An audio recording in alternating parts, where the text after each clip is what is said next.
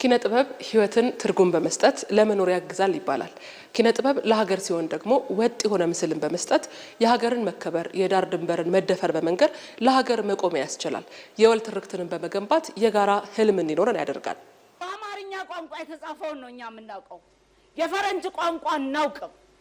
አንተ ግን የኛን ቋንቋ በሚገባ ታውቃለህና በአማርኛ የተጻፈውን እያው በጣም ጥሩ ኪነ ጥበብ ሰፊ አድማስ ያለው ፈጠራንና ምክንያታዊ አስተሳሰብን በማሳደግ ለሀገር ማንነትና እድገት መሰረታዊ እንደሆነ ይገለጻል። የዜጎችን የእርስ በርስ ትስስር በማጽናት የተዛቡ ትርክቶችን ለማቅናትም አይተኬ ሚና አለው። የባህልና ስፖርት ሚኒስትር ዴኤታ ነብዩ ባዬ ሀገር መናገሪያዋ ኪነ ጥበብ ነው ይላሉ። ይህንንም በምሳሌ አስረድተዋል። ከብረሽ ኖርሽው በአባቶቻችን ደም እናት ኢትዮጵያ የደፈረሽው ደም እንዳለ መሐሙድ የዘፈነ እኔ አዲስ ዓለም ያደኩት እዛ ነው የሰማሁት። የጀሬ ይባላል። አንዱ ጓደኛዬ ትግራይ ሆኖ የሰማው፣ አንዱ ጓደኛዬ ጅጅጋ ሆኖ የሰማው፣ አንዱ አሶሳ ሆኖ ሰምቶት፣ አንዱ አዋሳ ሆኖ ሰምቶት ይሆናል፣ አንደኛው ቦረና ሆኖ ሰምቶት ይሆናል፣ ሌላኛው ጅጅጋ ሆኖ ሰምቶት ይሆናል፣ ሰመራ ሆኖ ሰምቶት ይሆናል። አየሽ፣ ይህ ሁላችንም በሆነ ቦታ ሆነን የሰማነው አንድ ሙዚቃ ሁላችንም ሀገር ስትጠቃ እንድንል የሚያደርገን ይሄ በአእምሮአችን ውስጥ ይሄ ሙዚቃ አንዱ ሆኖ የሰራው ነገር። ስለዚህ የወል ትርክት ይሰራል ስንል እንዴት የሆነ አገር እንግዲህ አፋፍጥታ እቺ ኢትዮጵያ ምድሯ አፋውጥታ ስማ የውልህ ሀገር እንዲህ ሲደፈር ብላ አትለኝም። የሀገር አንደበቷ የሀገር አፏ መናገሪያዋ ጥበብ ነው።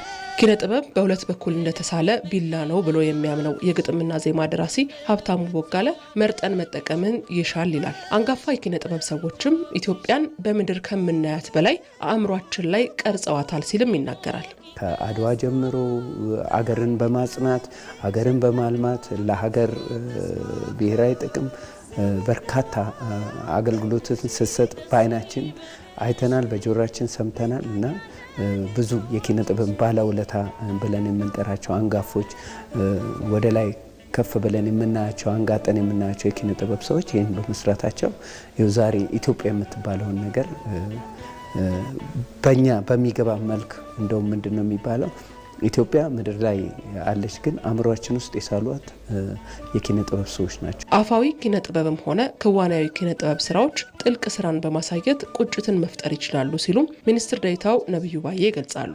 ቃል እንኳን የሚያወጡ እኮ ጠቢባን ትልቅ ነበርን ትልቅ ምን ሆናለን የሚል ሁለት ቃል ነው አይደል?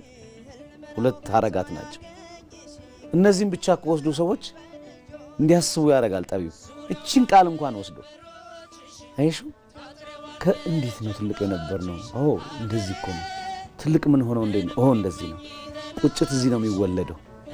ጥበብ ያለፈውን የወደፊቱን ያሳየንና ጉለቱንም ተስፋውንም ያሳየንና አሁን ያልሹን ቁጭት የሚባለውን ነገር ያወጣዋል። የኪነ ጥበብ ሀያልነትን በሚገባ ለመጠቀም ባለሙያውም የሀገርን ብሔራዊ ጥቅም ማስጠበቅ ላይ ያለምንም ድርድር ሊሳተፍ እንደሚገባም ሀብታሙ ቦጋለ ተናግሯል። በሀገሩ መደራደር የለበት። ስለዚህ የብሔራዊ ጥቅም የሚባለውን ነገር አርቲስቱ ክሊር አውት አድርጎ ማወቅ አለበት። ቀዝቃዛ አልሆንክም ወይም ሙቅ አልሆንክም መሀል ላይ ነው ያለው አይነት ነገር።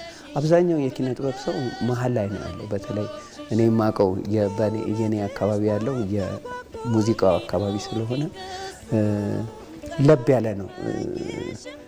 ሀገሩንም ይወዳል፣ የዲያስፖራውንም ፖለቲክስ እንደዚህ ብባል በቃ ሁሉም ሰው መልካም ሆኖ ለመታየት ይሄ በጣም ከፍተኛ እና አደገኛ አካሄድ ይመስለኛል። ታሪክን በመንገር ኢትዮጵያ እየሄደችበት ያለውን መልከ ብዙ የሀገር ጉዞን በመረዳት የጋራ ህልምን ማጠናከር የሚያስችሉ ስራዎችን መስራት የኪነ ጥበብ ባለሙያዎች የቤት ስራ ነው።